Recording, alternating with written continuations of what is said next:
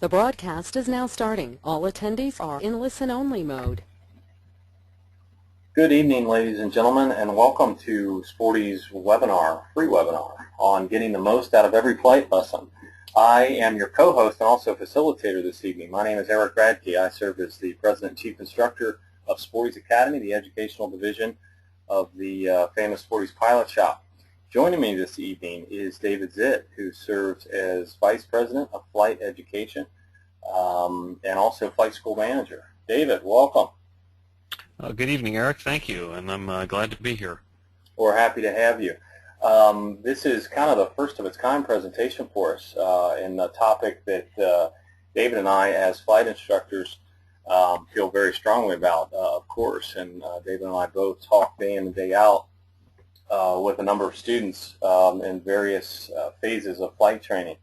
And over the time period that we've been working at Sporty's Academy, have been able to gain a great deal of insight, I think, and we're happy to share some of that with you tonight, ultimately to try to create just a better overall flight training experience for all of you that are out there. Before we get into kind of the nitty-gritty of the presentation this evening and just a few housekeeping items, I do wish to kind of share with everyone that the entire presentation this evening is being recorded, and we will have the entire presentation available for you to review over and over as much as you'd like.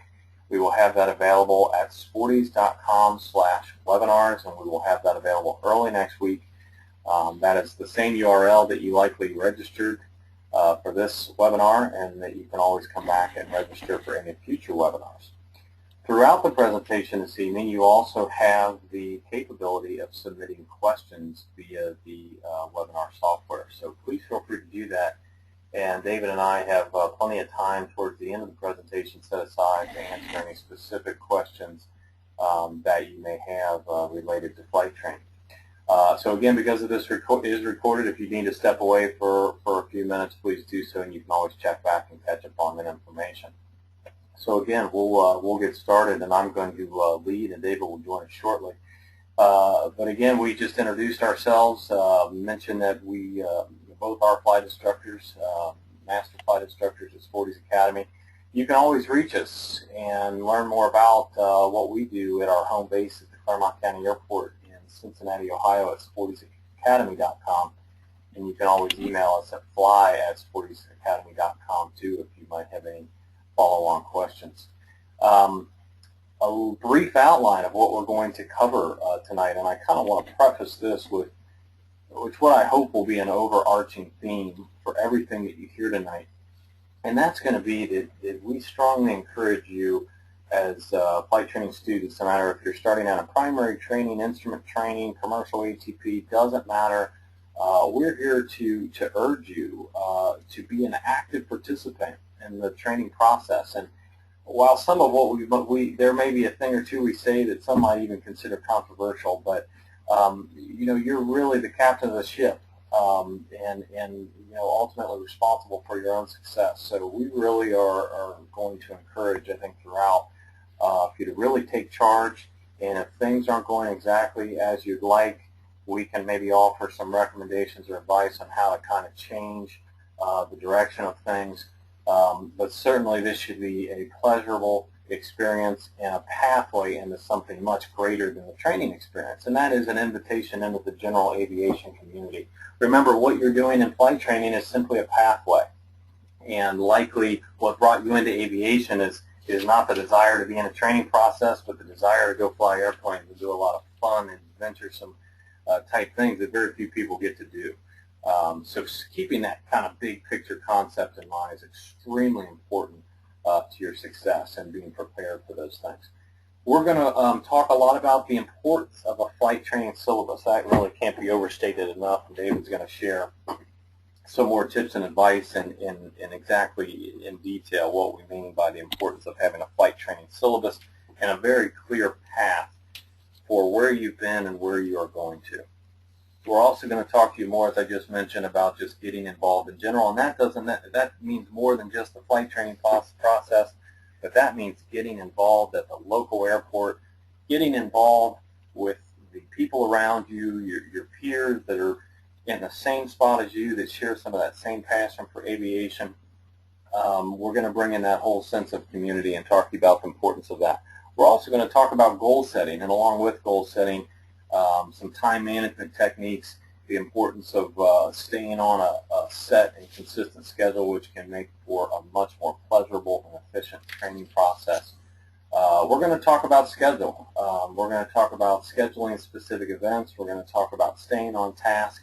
And then finally, we're going to wrap things up this evening in talking about, I think, what's most important probably to all of us, and that is what's next. We have the certificate in hand, so what's next? And believe it or not, if you haven't taken some time to think about that, that can sometimes at the end of this journey not be that question that's not so easy to answer. So we're going to offer some advice related to that as well. Before I bring on David, we would like to ask you a question to get started, just to learn a little bit more about our audience this evening, and that is, where are you at in your training? We take it we're going to have kind of a mixed bag of exactly where you're at, and don't worry, I think we have information that is going to be useful for everyone. Well, it looks like, David, about a third of our audience has not started training yet. Another quarter or so are enrolled in some form of primary training, and we have about 30% who are working on some form of advanced training. And there's also a few mixed in there, too, who have started training and have stopped. And unfortunately, that occurrence happens way too much, and we're going to hopefully give you some good information to help alleviate that. I'm happy to bring on my co-host this evening. David's it. David, can you talk to us some about getting started? Well, absolutely. Thank you, Eric. I appreciate the introduction, and I'd like to welcome, ladies and gentlemen, welcome you all to the webinar as well, and thank you for spending a little bit of your Thursday evening with us. The big overriding theme that Eric's already been talking about is, why do we all want to get into aviation? What is the benefit to learning to fly? We've outlined just a couple of the big major ones, of course, and that the big one here is aircraft or time machines. We get an opportunity to take an aircraft and take off in the morning, head a couple hundred miles away, and stop and land somewhere and be there for lunch, something that you couldn't otherwise do likely in any other mode of transportation. And I think that one for a lot of people is a big theme for why they begin to learn to fly. Obviously, bringing that pleasure and benefit to your friends and family members with you is another big idea that we can bring in with aviation. And then there's also the idea that you're going to places in a convenient manner and in the aircraft and the airports that you wouldn't be able to get to that are served from any other way. There are airports that are literally located on islands that you can't get to by commercial travel. There are airports that are on the top of the side of a mountain. These are just interesting places that very few people have the opportunity to get to, and aviation just opens up that door to be able to get exposed to that and to have that experience as part of your life. The great part about learning to fly, though, is it's open to all ages and backgrounds. The commonly misheld idea is that you have to be a certain age to begin training, when in fact you can be any age and begin learning to fly, and no age is too old. We've worked with everyone from 8, 9 years old all the way up into the 80s, and there really is no better time than now to begin learning to fly. Now, of course, the government has restrictions on major milestones, things like when to solo and when you can get your license, but the important part is beginning the process can really happen at any time. Aviation is a community. If you've ever talked to other pilots or talked to people, you'd be amazed at what a small world aviation is. I myself am on the road at the moment, and you would not believe that I ran into a former coworker in a hotel today. That's how small of the world aviation is. You can literally find and meet new people and run into people that are in the aviation world all over the place. Aviation, with that same idea of being a small world, is really a community. It's a community of common interest. It's a community of support. And it's a community to give you ideas of what you can do with this new privilege and this new power that you have in your life. And the aviation community is a robust one. And that's one of those things that you get a chance to see a little bit in the training environment, and even more so after the training environment, which we'll talk about a little bit later in the presentation. And then obviously I'm not listing every possible reason why you want to learn to fly, because learning to fly offers a little something for everyone. There's aspects of transportation, the pure pleasure of flying, looking out the window, sharing it with people, friends, and family. It has something to offer really for everybody. Now, when it comes to the actual learning environment itself, aircraft come in all different shapes and sizes. So a lot of times people say, I get a lot of telephone calls. I field a tremendous number of telephone calls. And people ask me, is it better to train in this aircraft or is it better to train in that aircraft? And the real answer is aircraft, what you're training in isn't really as important as how you're going about the learning experience and what that represents to your skill set and abilities moving forward in flying. So aircraft come in all different shapes and sizes, and each one has a benefit and a drawback.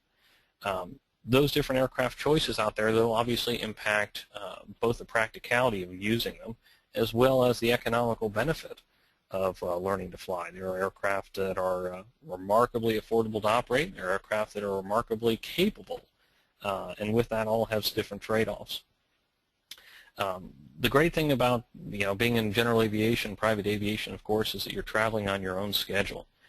You're not committed to any one particular time frame or when it's convenient for someone else to take you to point A to point B. It's up to you to do so.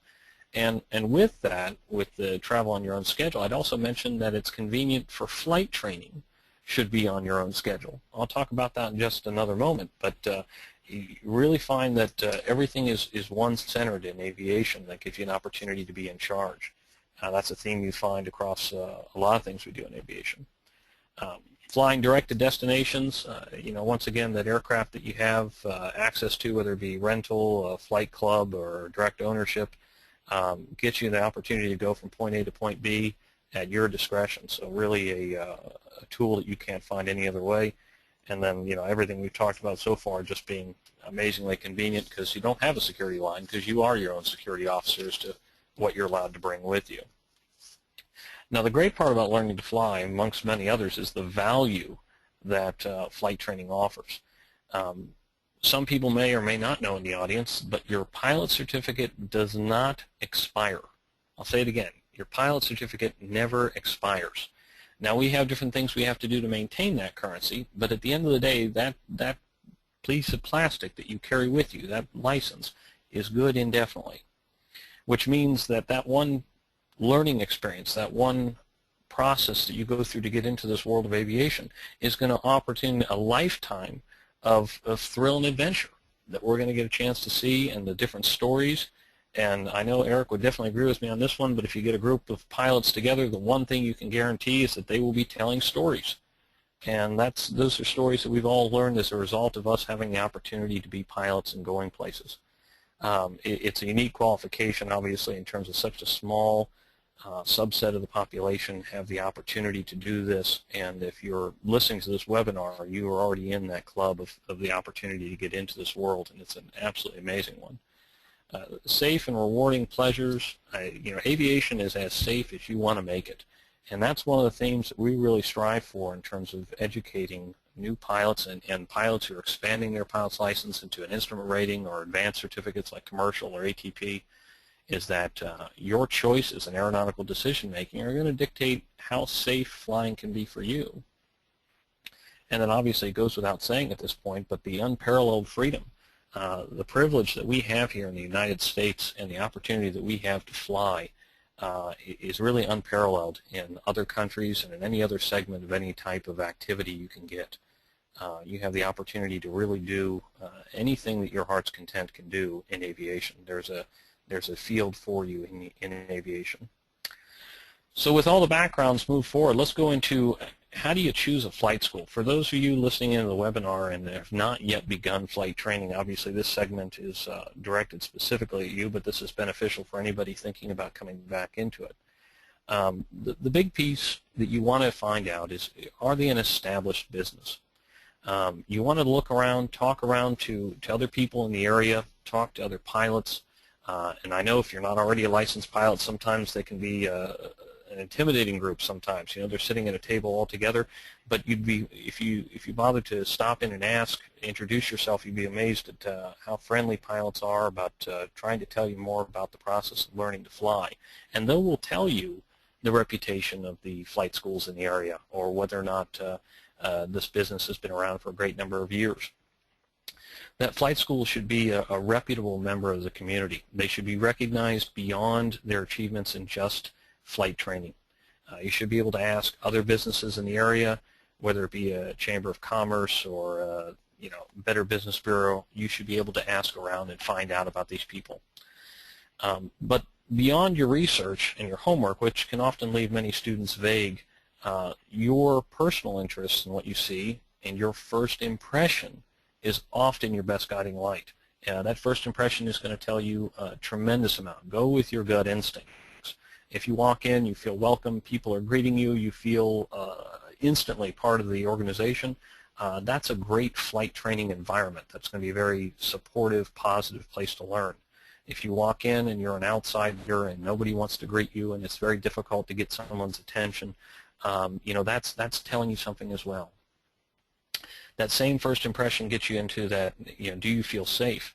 As an early student, it's difficult to truly determine, different aspects about the operation, but your gut instinct is, do these people seem reputable? Are they doing what they say they're going to do? That's going to tell you about their safe practices.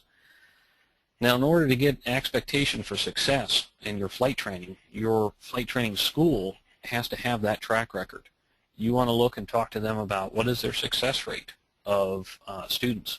What do they tell you to expect in terms of how should your flight training proceed, and what milestones and major targets should you be making during the process. And they should lay that out for you while you're talking to these flight schools. It should not be vague as to what the process is. It should be very, very clear to you. We mentioned here management structure, and the reason why I mentioned that one is you should have an open line of communication to management in that company. This should not be a nebulous person. This should be somebody you can pick up a telephone, knock on an office. You should, when you're doing your tours and talking to flight schools, you should ask to speak to a chief flight instructor, a flight school manager, or the school owner. Talk to one of these people to get a chance to feel, because obviously that theme rides down from the management on top down into those flight instructors. And then ultimately, just the community feel. When you walk into that airport, as I mentioned earlier, do you feel welcome? Do the other students seem happy? Do the other pilots at the airport, are they interested in helping new pilots get into the community? And that's all part of the process of choosing the right flight school, because this choice is going to affect not only your flight training, but obviously what's going to happen for the years to come with what you learn in your flight training. So now you've decided on a flight school. Now let's go on, how do you choose a flight instructor? Some flight schools will choose flight instructors for you, in that when you choose that flight instructor, the chief flight instructor will make a recommendation for you and place you with that flight instructor. In other cases, you have an opportunity to meet multiple instructors and make that choice for yourself. So when you do that, the first thing you want to determine in choosing a flight instructor is it a comfortable relationship? Is this something that you are feeling good right out of the bat? When you're working with a new flight instructor, it should be a very easy process. Now, you don't have to feel like you've known them your entire life. It's not one of those type of relationships, but it is something that should go right out of the bat. It should feel very easy, and it should be very safe. Your first impression of that instructor is equally as important in the process. If you're getting that feeling that the instructor is too busy to spend time with you, if you're getting the feeling that the instructor is not interested in taking you on as a client, these are warning signs. These are issues that you need to be paying attention to. The professional demeanor of the flight instructor is not to be overlooked. It's very good to feel casual with this flight instructor, but at the same token, that instructor should be a professional. You're paying them a service to teach you a lifetime of safety, and that level of teaching and transfer of knowledge can only take place in a professional environment. With that same idea, that flight instructor should feel, you should feel from them a certain element of enthusiasm. They should feel just as passionate about learning to fly as you are.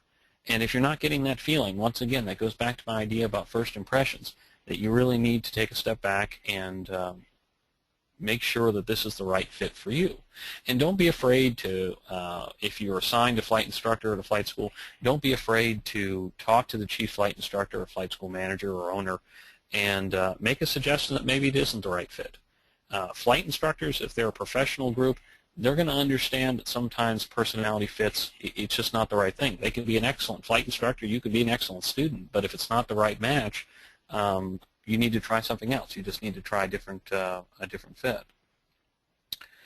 Okay, we'll move on here to importance of a syllabus. And Eric was talking about this a little bit earlier in the presentation, and that the importance of the syllabus cannot be understated. If your flight school is not using a syllabus, please go out there on the web. Sporty's offers one. Many other flight schools do. Sportys.com/syllabus. There are free syllabi out there in the world to have that you can use as a roadmap to beginning your flight training process. With that roadmap, and this is where we really want to spend some time diving into this, is that's going to lay out all of your expectations for where is your flight training going currently, and where has it been, and how is the process working. The structure of that syllabus and how the process should be very logical, and that logic process, what I mean by that, it should be a building block approach to flight training, meaning that you're going to work on the early fundamentals. In this case, we'll talk about the 4 fundamentals: straight and level, climbs, turns, and descents. You're going to work and master these techniques before you move on to something more advanced like slow flight or stalls. That process should be clear and evident even as a day 1 student. You should look at that syllabus and it should be amazingly clear to you how this process is going to work and how this is going to play out for you during your training. The organization of the lessons themselves needs to be clear. Every once in a while I get a student that will send in a syllabus that they had been using at a flight school and ask me to review it for them.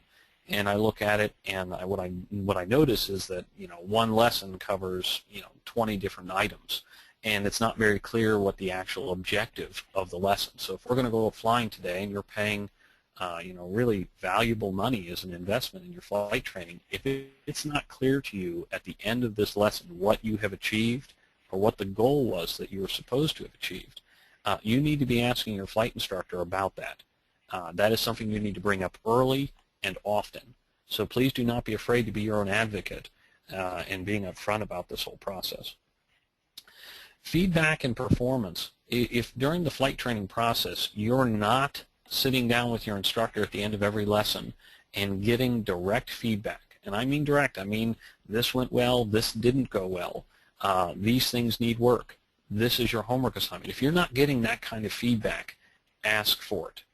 And if your flight instructor is ultimately too busy to give you that feedback, speak to that member of management that I talked about before.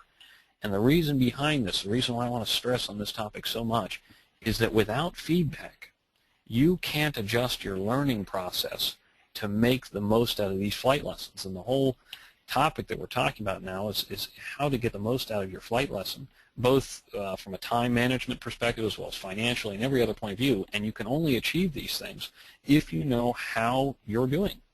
If you're going through the lessons and your flight instructor keeps telling you, hey, everything's great, and meanwhile you look at your lessons and you realize you haven't moved forward in the syllabus, you keep repeating the same lesson, there's a question to be had, because you should be getting that kind of feedback that tells you whether or not things are going well or not. Ultimately, the syllabus, people ask me, why do I need it, David? What's it good to me? Well, it's cost savings. By knowing your lessons and having these homework pieces and having that feedback from your instructor, you can then prepare yourself for the next lesson. And ladies and gentlemen, I will say this, and this is the biggest, most important thing I can say right now, the entire webinar I'll give you right now from my point of view, is that your preparation of what you do between lessons and what you bring to the table is the biggest way to make your flight training go smoother and cheaper. These two big pieces are all going to be tied into preparation. So speaking of preparation, let's move to how does one prepare for each lesson. Now, before I get too far into this, I know some of you are probably listening to this already going, wow, this sounds like a lot of work. Please remember, what exactly Eric was talking about at the beginning is that flight training is a process to get you to your goal. I'm a flight instructor, so I live my life in the flight training process. But you as a prospective pilot, the goal here is to get you out there and using your license, getting out there and the pleasure of aviation. So don't get too bogged down with how the whole process works. Sometimes it sounds a little daunting. Just remember the fact that you're going to have the privilege of getting through this and ultimately learning for a lifetime of flying. And this process is just how to get there. In order to prepare for that lesson and to save the money and time and be efficient like we were talking about just a moment ago, a home study course, in my opinion, is absolutely vital. The home study course allows you to study at your own pace as opposed to a Wednesday night class where you get together, which is maybe not convenient for your schedule, or a weekend accelerated program only. Having this companion piece at home allows it to be scheduled into your flexible schedule when it's convenient for you. The home study course is ultimately customizable in terms of which segment and lesson you're learning, what it is you're working on, and then ultimately how this all translates to you. Why do you want a home study course? Because it will save you money. I have dealt with flight training for so long that I can clearly show the difference between a student that used a home study course of some kind and one that didn't. And the one that did the home study course completed their flight training in fewer hours, fewer ground lessons, and ultimately spent less money and did it faster. And I think for anyone in the flight training world, we're all looking at ways on how to make this more efficient and go quicker. And I'm telling you, the home study course is the way to go. Several ones out there on the market. Obviously, the Sporty's Learn to Fly course is the one we'll be talking about tonight, and in which case I'd like to turn it over to Eric to highlight some of the more topics about the Learn to Fly course and what this represents for you. Thanks, David. One thing David just mentioned, of course, is the home study course in general, no matter which you might choose, and clearly David and I are strong advocates. It keeps you invested, it keeps you interested, it keeps you thinking about aviation on an ongoing basis. When you go through periods of time for a variety of reasons, maybe it's personal, maybe it's weather-related, you're not able to get to the airport, you're not able to make a lesson, courses such as this are able to keep you on the flight deck and keep you moving forward towards your goal. And that is so vitally important because this is, of course, is part physical skill that you're looking to acquire there. And the longer you take or the longer you step away from it, there's going to be some form of degradation, and the tougher it might be to come back. So even being able to, if you can't put your hands on the controls, simply being involved and getting on the flight deck via some form of video training can be a real asset. Other thing I wanted to point out, very important concept that I want to stress, and this will be the first time we've mentioned it here tonight. So many clients that we talk to, students coming in, have a specific course of study in mind, and maybe they have determined this from hearing someone else say, well, if you want to learn to fly, you should go get this, or maybe generically they've always heard the term private pilot. What I'm here to kind of impress upon you this evening is there's no need necessarily to choose, nor should you be expected when you start this process to know exactly where you might end up in aviation or exactly where the variety of pathways may ultimately take you. First and foremost, anyone seeking a pilot certification, the first thing you're going to have to do is solo. The first solo is such an important milestone. It's generally the traditional 3 trips around the traffic pattern, the 3 full-stop landings. We give a great celebration at Sporty's, as it rightfully should be, even record video to go along with it. That should be first and foremost the most important goal. Get to the solo. Beyond the solo, keep in mind that there are other certification options. There's a lot out there. There's sport pilot training. There's recreational pilot training. Both of those options are generally fairly short time frames in both time and money on the certification, and also offer a great deal of utility. And the sport in particular also gives you the option to not necessarily seek a formal FAA medical certification. You're allowed to fly utilizing sport privileges, which allows you to fly smaller aircraft and does require that you're flying on good weather days and good good weather during the daytime, of course, which is what a lot of people out there, I'm sure, listening tonight, that's probably exactly why many of you got into aviation in the first place. So my point here being, don't necessarily paint yourself into a corner. Take some time to learn. Take some time to talk to other pilots. Involve yourself in the process before you decide this is definitely the track I want to choose. And the great thing about this type of training in aviation, it all builds. Choosing one particular track doesn't mean you're going down some dead-end road. It all can be used towards more advanced training. Related to the Sporty's Learn to Fly course, which is something that David and I feel very strongly about. We've seen it work time and time again. That course is set up to do just that, to be completely customizable. Part of that package is that you get options for these tracks. We start off with the solo component to try to keep everyone focused on manageable, shorter-term goals. We also offer learning tracks, of course, for recreational, and probably what's ultimately going to be most popular then the full private pilot certification. It's delivered in DVD format for those who enjoy kind of sitting back on the couch and sliding the disc in a DVD player, or even at your PC at work if you get a break or over lunchtime. Gives you a lot of flexibility there, very mobile. Doesn't require, of course, any type of internet connection. Growing in popularity, however, are both the version of the course that is delivered in an online streaming format and also a dedicated app, of course, for use on that iPad or even iPhone. Some features that are universal across all the platforms, no matter what. You're going to get a triple guarantee with the Sporty's Learn to Fly course.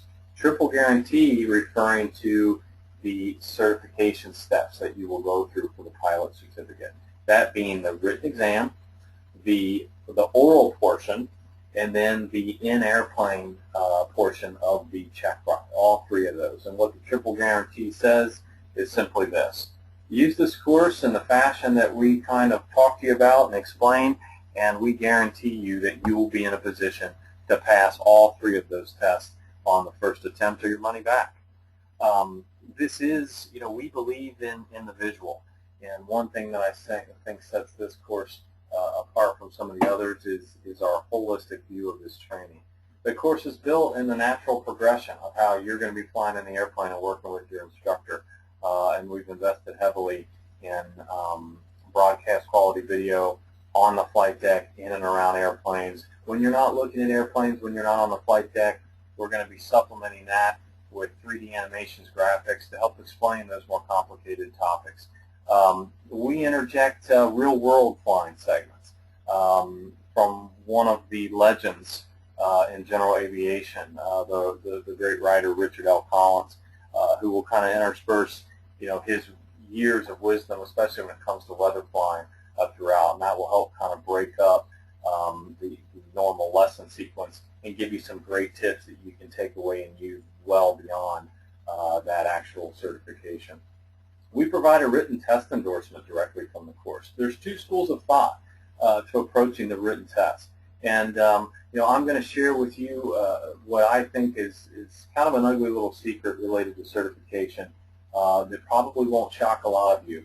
But the written testing component in aviation and flight training is broken. And there's really no other way to describe it, and I'll be very upfront with you about that.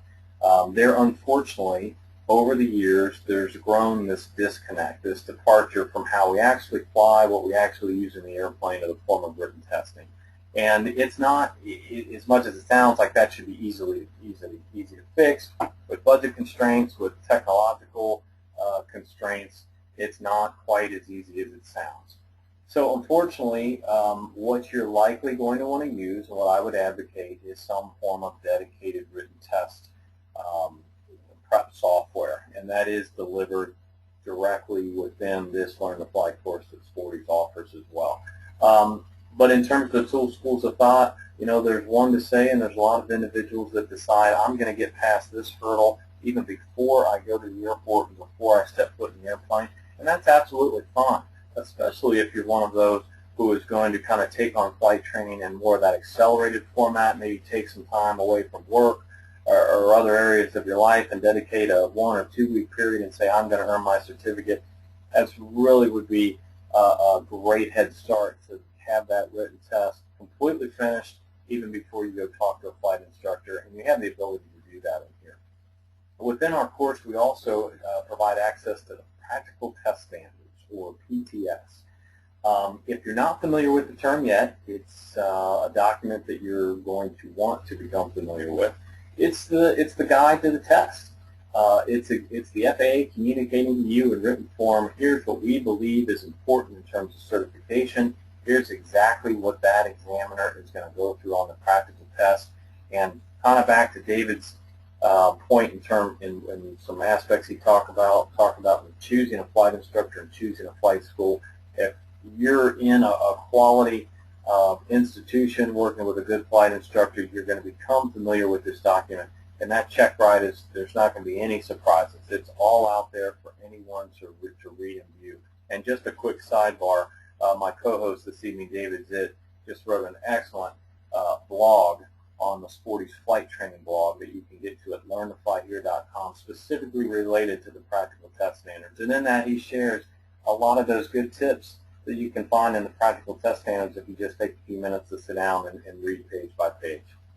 We also included syllabus. I'm not going to beat up on syllabus because they've talked about the importance, but we do have a syllabus that will help bridge that home study with what you might actually do in the airplane. This is also accepted for FAA Wings credit, meaning if you participate in the FAA Wings program, which is kind of a recurrent or ongoing proficiency program that's sponsored by the FAA, that completing this course will provide credit towards that. In the DVD format, specifically we provide 9 DVDs that covers the 3 learning tracks. Again, perfect if you want to sit in your living room and watch it on your big screen. Online format is certainly growing in popularity. We were the first home study course to be redesigned in HTML5 technology. Now, what that means for all of you is that you don't need a Flash program. So you iPad users know what I mean there, that your iPad's not going to play anything in Flash. But it'll work on any mobile device. Any mobile device, PC, Mac, doesn't matter. If you have an internet connection, you're going to be able to view that course. It's just log in and go. It's all saved in the cloud. There's nothing to download, nothing to install, and it comes with all the same components. The heart and soul, the core of Sporty's video courses is of course, that video, as we mentioned before, and that's going to be exactly where you're planted when you log into the course for the first time. Easy to navigate menu down the left side, as you can see here, broken down by volumes and then individual topics. And this is very beneficial, ongoing, not only preparing for that written test, but when you're in the flight training process, even beyond the certificate. If there's a particular topic you decide, I want to either review that, or I know I've looked ahead at my syllabus in preparation for the next lesson, I see this particular topic, this very detailed outline that you see along the left will help you get to the exact information that you're looking for so that you can be well prepared. In terms of that written test prep software I mentioned, it comes with 3 modes of operation. It really makes for a very powerful learning experience. This learning mode allows you to choose specific categories, as you can see here, or just randomly selected questions. So you can, again, focus in on categories that you know you need some review in, that your instructor has pointed out, and you can really help master kind of topic by topic if you choose to do that, or you can choose topics randomly. Now in the learning mode, you're going to see answer choices, and you're going to be able to select a particular response to a question, and these are actual FAA test questions that have appeared in the FAA database. So you're learning and you're studying the question types exactly how you will see them on the real exam. Choosing the right answer responds in green. We will also show you the incorrect answers and give an explanation on exactly why an answer choice was correct versus incorrect. And we also provide then references of where some of that information can be found in the various FAA publications. The test mode looks a lot like learning mode, but what we do is we take away the explanations here. So you're not going to get an opportunity to see whether a particular answer choice is correct or incorrect. until you choose to either grade the test at the end or quit the session completely. And you can also have the option, and we will remind you before exiting, you also have the option to save these sessions and come back to them, and then even view in a progress reports tab exactly how you scored on each and every one of these sessions.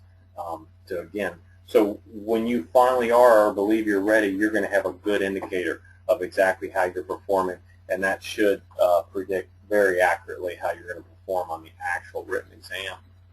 Flashcard mode is unique. It functions just like a flashcard if you were holding it on an actual physical card where you might see a question on one side and you would flip it over to see the answer. The flashcard function allows you to read the question. We provide no answer choices, and then when you click on the screen you get to see the answer choice, and then you can on the honor system mark it as either correct and incorrect. Again, there's a look at the video and testing progress reports that kind of give a good snapshot of exactly how you're performing in each and every one of those sessions. You don't necessarily have to keep this entire history, but you certainly may. You do have the option to delete some of those if you'd like, but again, a good indication of how you're performing there. Our interactive maneuvers guide, speaking of lesson preparation and the importance of a syllabus, there are going to be required maneuvers of any of your primary certificates. Those include steep turns. Those include the aerodynamic stall series. Those include ground reference maneuvers. And unfortunately, and David and I have seen it, and we do see it time and time again, there can be a lot of wasted energy and effort in simply the preparation process and getting the airplane configured correctly, determining mentally exactly how you're going to enter a maneuver and the steps you're going to take and the control inputs you're going to take. That can all be done for you, and that is done for you in terms of maneuvers guide. And a lot of flight schools require this form of standardization in the interest of safety, which is a key component of this. But we do have a dedicated component of this course, the Interactive Maneuvers Guide, and it does just that. It will give step-by-step guidance on exactly how to perform each and every one of these maneuvers. Not only that, but we also are going to provide an animation with it as well, so you can see it in action. And I'm going to introduce kind of a new term here. Maybe you've heard it before, maybe not, but it's called chair flying. Chair flying is the process by which, in the comfort of your own home or office or living room or even just a chair at the airport, you can sit and kind of get into that mental spot where you kind of close your eyes, take a deep breath, and visualize yourself performing these maneuvers. This can offer a great guide and a great kind of check and balance system to make sure you're hitting all those steps correctly. And finally, when you're turning the key in that airplane and spending the money for that instructor sitting next to you and burning that aviation gasoline, you're going to be in the best position possible to perform that maneuver accurately and precisely. Some other components I mentioned, we're going to deliver a syllabus along with this, the interactive PTS. Also a study guide is just for those who might prefer some type of written notes, if you will. We will provide some brief outlines as well, the opportunity for the endorsement, of course, and the Wings credit.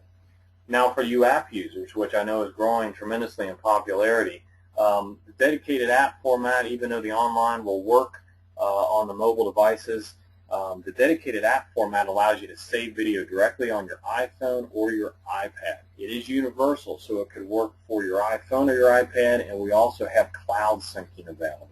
So any of those test sessions or your video progress as you're moving through, that's going to be synced and then saved, so no matter which device you might be on, you're going to be able to pick up exactly where you left off. And then, of course, if you're on an airline flight or just somewhere else where you don't have internet access, you can pick and choose certain video segments via our download manager to have with you on the device so you can be sure to view those.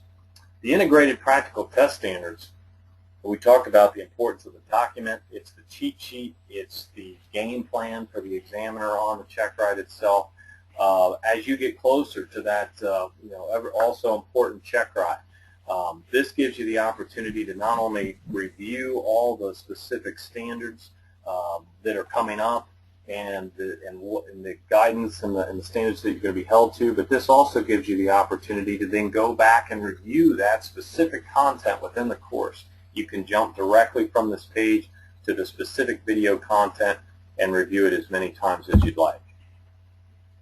David, if you're with us, I'm going to have you rejoin and talk about some additional things you can do at home, since we're kind of on the at-home preparation theme, particularly now related to home simulation.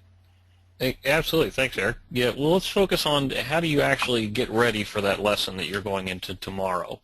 One of the things that a lot of people ask about is that home simulator setup. Very, very popular these days, very affordable tool. Only just a few words of caution as to how to use the home simulators. They require a plan. The home simulators can be a very fantastic learning tool, but it's not something you just sit down in front of and begin pushing the throttle forward and pulling back. It's not an effective teaching tool if you do it that way. You want to have a specific plan, and you want to seek guidance from your flight instructor. If you're going to use a home simulator, have your flight instructor be your coach.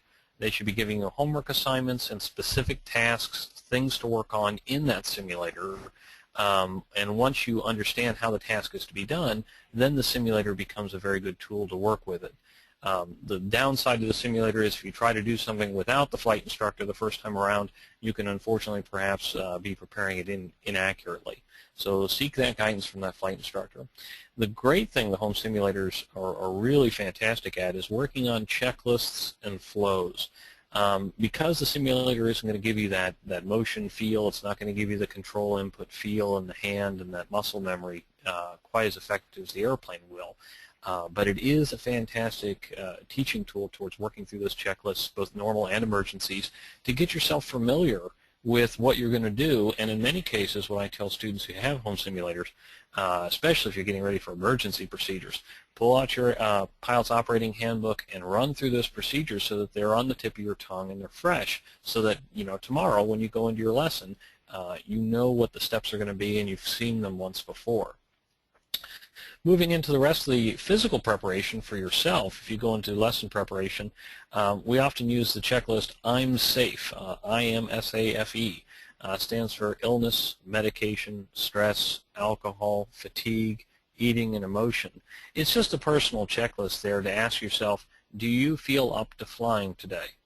Because if you're not, if you're hesitant about your personal state, you're not feeling ready for the lesson, it's not effective for you or your flight instructor to go forward with that lesson.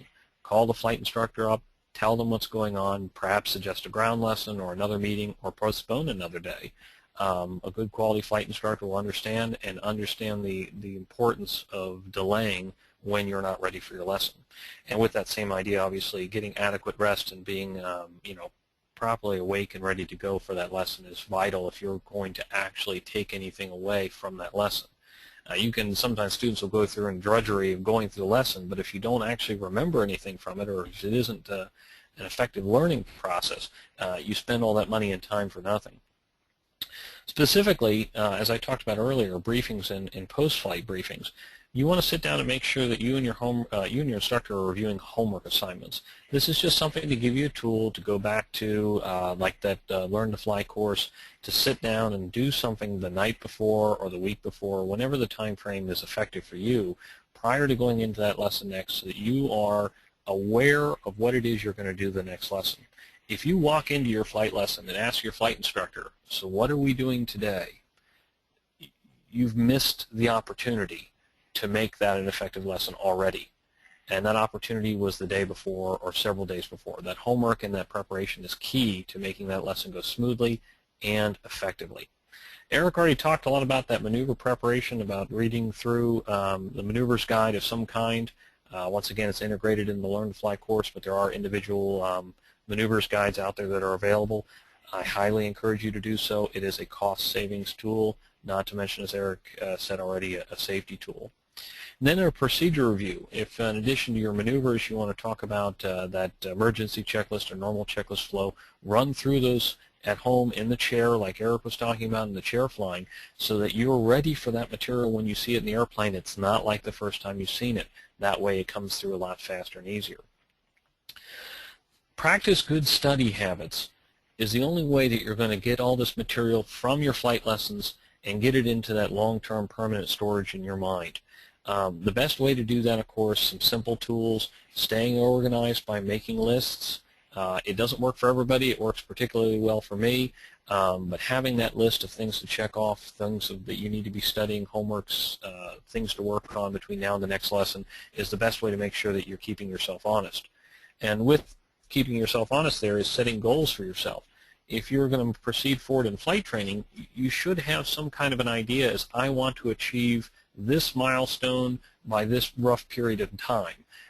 Now, please understand, of course, that weather and many other learning factors will affect your goals, but if you don't have a goal, you don't have anything to strive towards. And your instructor and you should set those goals together. That's not you just setting out an arbitrary date, and nor is that you keeping it a secret. You've got to be involved with your instructor in that goal so both of you are working together towards that. Now, obviously, the sea of information, this is one of the things that we talk a lot about at Sporty's, is it's very easy to get lost in all of your studying. You must prioritize what information is most important to you and that lesson that's coming tomorrow. What do I need to be studying for that? And thus trying to cut down the sea of information that is in all these books and materials can be very overwhelming. When you are meeting with your instructor, make sure and take good notes. I mean, that's just good, obvious advice. But that way it allows you to review what you and your instructor talked about after the fact. Sometimes you take it all in, sure, I remember, absolutely, but 3 days from now, am I going to remember? That's the question. And then last but not least, of course, these are just some good general habits. What works well for you? As you and your instructor work and determine the best method of teaching you, and that's something that should happen. Flight training is a customized experience. What have you learned that works well for you, and whatever that is, continue to work with it and expound upon it. Next thing after lesson preparation is actually getting involved in the local community. This and all these topics you see here are vital to your motivation. Remember, flight training can be sometimes a lengthier process, sometimes longer than what some people expect. And making sure that you're staying involved and part of that airport community and keeping that motivation moving is what's going to help keep that flight training moving well, moving efficiently, and ultimately keeping you excited about what's going on in that next lesson. Being a part of the airport community, meeting friends, staying involved there, it's always nice when you walk in the airport and you see somebody else that's a part of flight training, somebody else that's in the same boat that you are. You guys can bond over that experience, or meeting a mentor pilot, somebody who is already a licensed pilot at the airport that you get a chance to bounce ideas off of and talk to them about your training process. They've likely gone through the same thing themselves. For those of us who are a little more technologically inclined, as you leave the airport, staying involved in social media, all the different mechanisms. If your flight school is involved in social media or just the other pilots themselves, it's a great way to stay active and interested in what's going on at the airport even though you're not there. Hopefully, either your airport directly or another airport in the surrounding area offers some form of seminars. Most of these nowadays are free through the FAA Wings system, but there are also other paid weekend ground schools and seminars that are on safety topics. Just a great way to keep the information flowing and keep you involved in the rest of that community. And hopefully you get an opportunity to go see an open house or a fly-in near you. It's once again just an opportunity to meet a bunch of people, other aviators with similar goals and interests as yourselves. Just helps keep everything moving. How do you establish priorities for those goals? As we move forward, priorities must be the ones that are setting the actual goals for you. If you know what's most important next and you're keeping that in mind and your flight instructor is helping you keeping that as to which is most important, that'll help keep your self-study and the rest of your training on track and moving.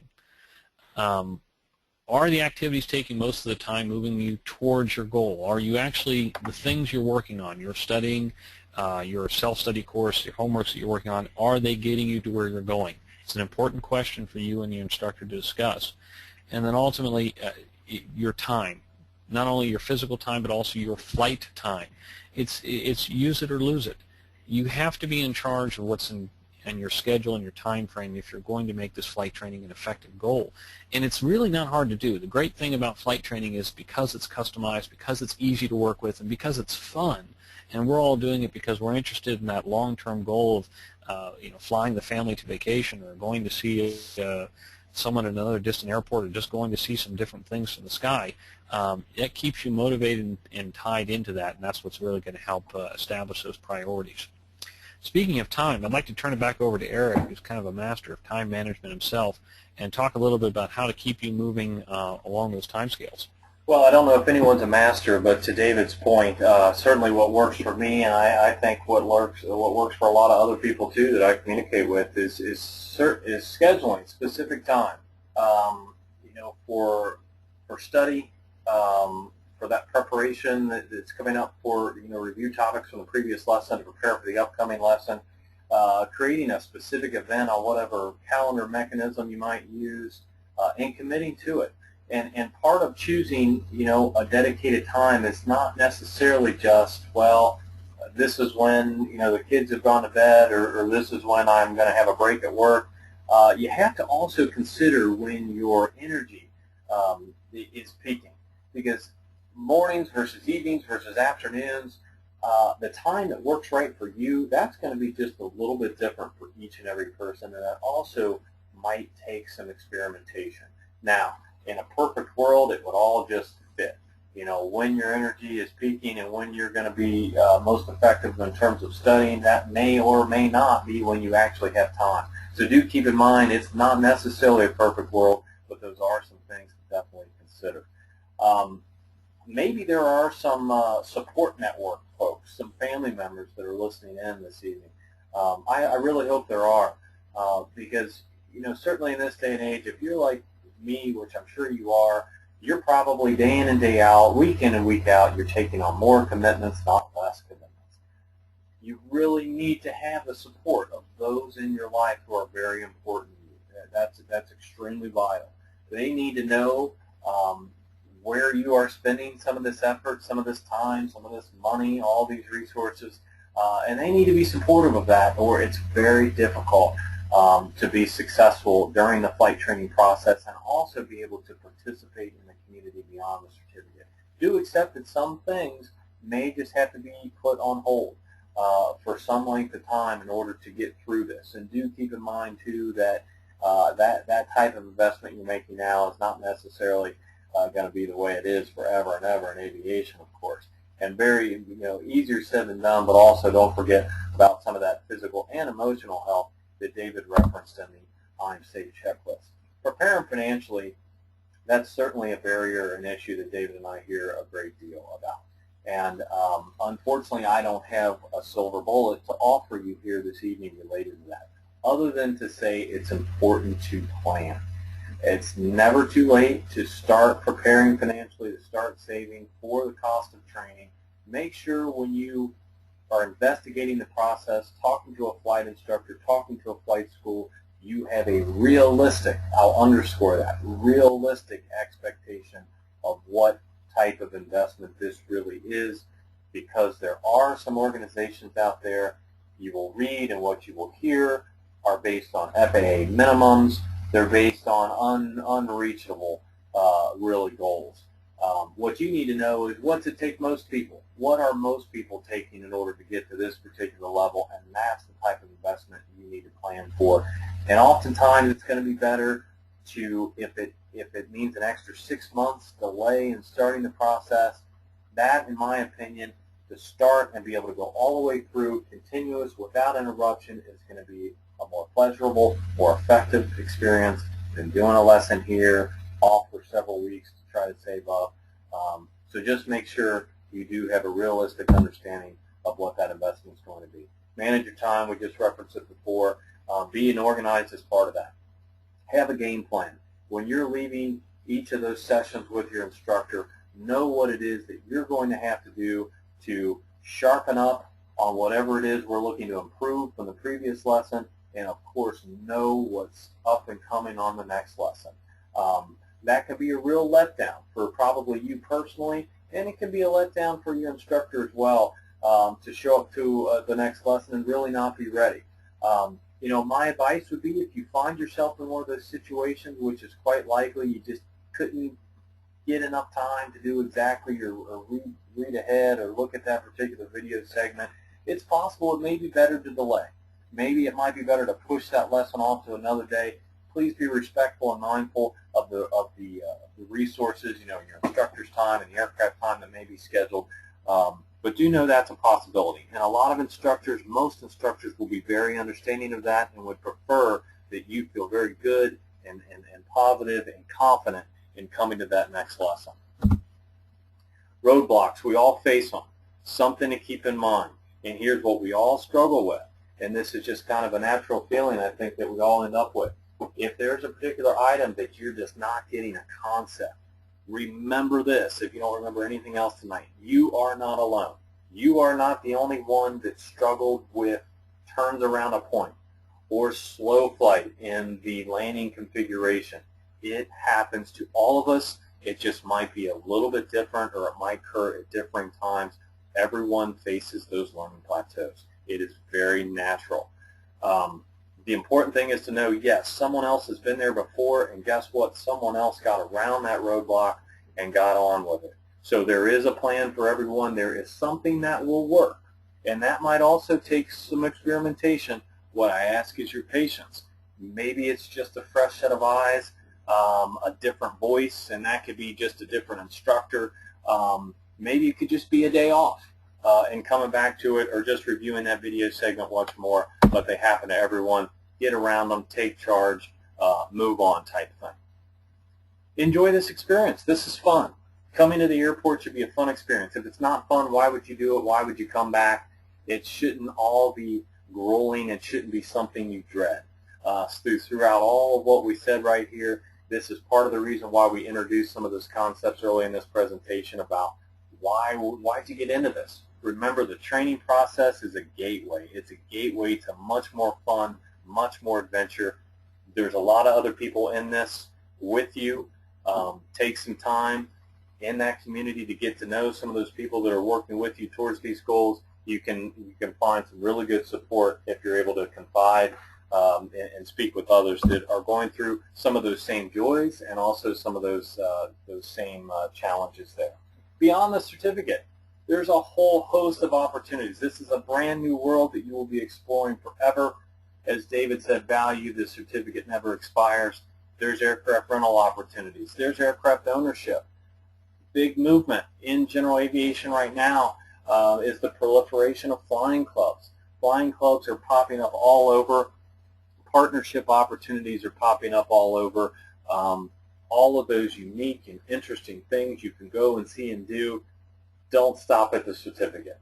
That was just the invitation to the party. There's much more out there. And remember, a cliche but very true, we never stop learning in aviation. There's always something new to learn. So after the check ride, that shouldn't be the last time you talk to your flight instructor. Keep their number, keep their email address handy. If there's something you want to bounce off, if you want to set up a recurring every 2-3 week, maybe once a month session, you're always going to get value after that. I want to speak just a moment before we open it up for questions.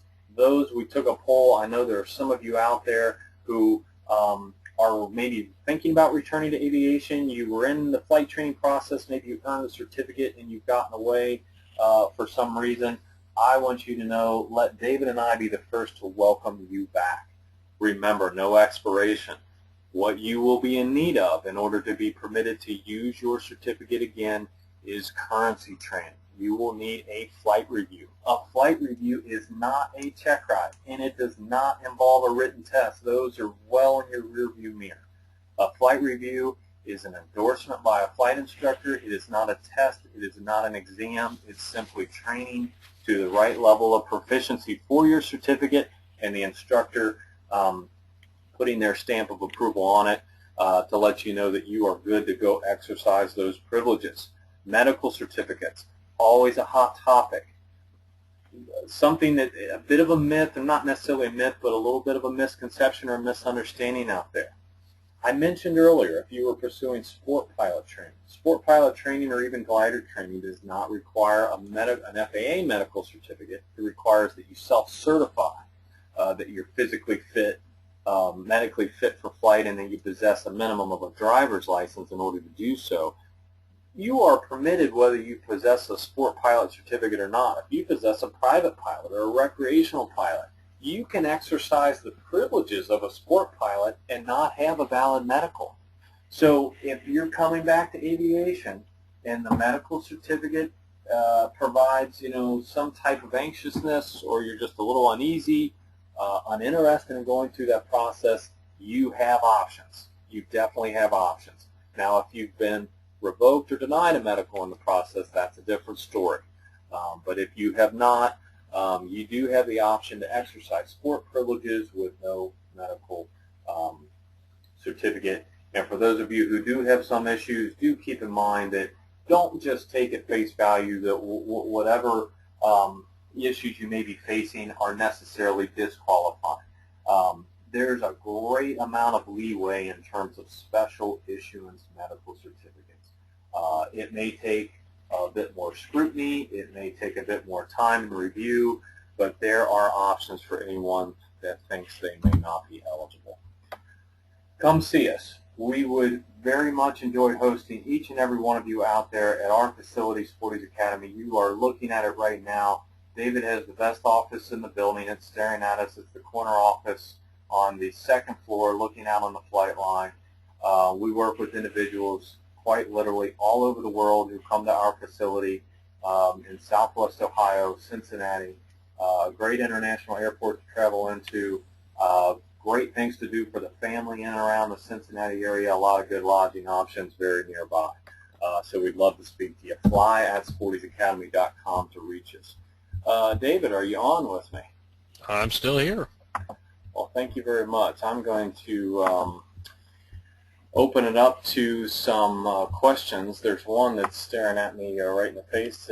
Somebody wanted me to repeat our blog information. We did talk, and I mentioned it very quickly, but we do sponsor, and David and I both write for it. We do have a flight training blog that we maintain at learntoflyhere.com. And in that blog, we tackle all kinds of interesting topics, and I mentioned one David just did on the practical test standards. It would be fantastic reading. It's absolutely free. We're not even collecting any email addresses or anything from you. You can just come and read as you would like.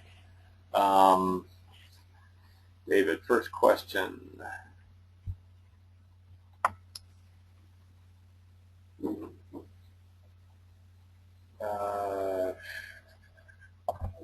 David, this is a good one for you. Someone asking about in terms of like interviewing a flight school, is it important to know, and I think what the angle might be is availability, but is it an important fact to know about how many instructors are working at a particular school, how many aircraft might be available, what is the kind of student to instructor ratio? Are those questions that someone should be asking in terms of interviewing a flight school? Sure, and that's a great question. It's one that actually very few students do end up asking. You know, I'm not necessarily as interested in students who are interviewing flight schools to get the particular data. You know, a lot of times people ask what's your student to instructor ratio, things of that nature. You know, I don't think that's really a universal standard between flight schools. What I would ask, though, of course, is if I set a predictable schedule, is it expected that I would have my same instructor or an available instructor and an available resource, like an aircraft, available to me? Simple questions like that, very direct, very pointed. You know, if you're interested in more accelerated style training, you know, 3, 4, 5 lessons a week, ask directly up front. Is that something that they can accommodate? Is that something they're capable of doing? If it's just the more traditional, you know, I want a Saturday or Sunday evening, just point blank ask, do you have an instructor available that has this time slot currently available? If I commit to that time frame, is that something you guys can commit back to me? If you start to get some, you know, some hazy answers back on that response, it might be a good idea just to ask some fellow students as you're walking around the school, do they have other problems in terms of scheduling? Oftentimes that's some of your best reconnaissance there. There was a point that was brought up, and one thing I'd like to go back to in terms of the home study course. There is someone that points out some of the drawbacks or some of the negatives, and that can be, there can be questions that occur, and if you're studying on your own at your own pace, there may not be that immediate feedback. My response, and that's, I acknowledge that's absolutely correct. Back to some of our study habits and lesson preparation, what I would advocate and recommend is that you always keep pen and paper very handy, and some systems even allow you to make notations within the course itself, but make sure you make a notation of anything that you don't fully understand, and the next time you are with your instructor, get that question answered. David, I'm back to you. Is there, you talked about the different age range and how there's really no age restriction. Is there such thing as someone being too old to start this process on learning to fly? I've never had anybody that came to the academy there and their age was a limiting factor for their beginning flight training. I've never had that. Every age and every aspect of what's going on in our lives does, tend to change the flight training experience for you. It becomes customized, obviously. So as a result of someone as you really get up there in years, and I say really, I'm talking 80 plus. Learning does slow down for many people, not everyone, but for some. And for those that do, it just means that you're going to have a little more time invested in your flight training. I've made a simple commitment over a great number of years that if you continue to try and you stay motivated and you follow the instructions, is really no reason to expect that you're not capable of achieving. So to that point, I would say no. I don't think there's an age that's too old, assuming that you yourself feel that you're fit to fly. Thanks, David. We're going to get two more. I know we're a little bit over our allotted time, so we'll answer two more out loud. And then what I can commit is we have our contact information, or you will have our contact information. Feel free to email us as follow-up. David, one more. A person asks, what's the right amount of lessons per week that one might consider? Absolutely. That's an excellent question. And that's really going to be an individual choice. If you look around, you ask a lot of flight schools, you see the industry averages, you're going to hear the term 2 to 3 lessons a week. It's one that I myself advocate and recommend. But for many students, they look at that and they say, 3 lessons a week, that's too much for me. Either I don't have the time or I don't have the financial resources to do 3 lessons a week. And that's okay. Just keep in mind that once you drop below the twice a week time frame and you go into once a week or even less than that, once every other week, what you're fighting is disuse, meaning how long has it been since that last flight lesson, how much have you forgotten since then. There's nothing wrong with doing flight training once every 2 weeks, once a month. You will still get to your goal. It's just going to take you longer, and it's going to take you more hours in your logbook long term. You'll still get there. So don't get discouraged about that idea. But if I had to put a right sweet spot, I'd say 2 to 3 lessons a week, because it's only been a few days since your last lesson. Consistent progress is easy to remember, and there's just enough time to prepare for that next lesson such that you're coming in fresh and ready to go. David, our final question for this evening, and certainly appreciate your insight, and I know you've dealt with it in the past, but there is turnover happens in the flight instructor ranks, and probably in a lot of places more often than it necessarily should. But what particular advice might you offer if someone is in the process and their flight instructor quits, they leave, they go on to some other position? Oh, I am so glad this question came up, and for those of you who are still with us, this is an important topic. What happens during the flight training process, given that most flight schools are going to pair you with an individual flight instructor, you're going to work one-on-one with that instructor. They're going to be your guide, they're going to be your mentor. They're really kind of the flight school to you as far as your interactions. What happens with that, though, of course, is we become bonded to it. It becomes very comfortable. And when that instructor changes, it often can be, one more thing that discourages us. And the best thing you can do about changing that instructor, first and foremost, speak to the chief flight instructor, flight school manager, owner, whatever the case may be, and talk to them about what they have in mind for a transition plan. Now, a transition plan should be a very specific thing. It doesn't have to be written down, but it should have some very specific goals as to how you're going to go from flight instructor A to flight instructor B. Now, part of that process, too, is obviously you want to think about the same things we did during the early lessons, which is how do we choose a flight instructor. So you want to get that back into the equation. But ultimately, you want to look for things like consistency in teaching styles, but also using, once again, sound like an old broken record, that syllabus or some other plan of action which is common between the instructors, or if it's not common, at least if you had the original syllabus or plan of action from your first flight instructor, you can then share that with your new instructor. The two of you can sit down and talk about their philosophy of how they train and how to pick you up best from where you were left off moving forward, so that you're not having to go back and relearn everything again and go back through and learning how to do things a different way.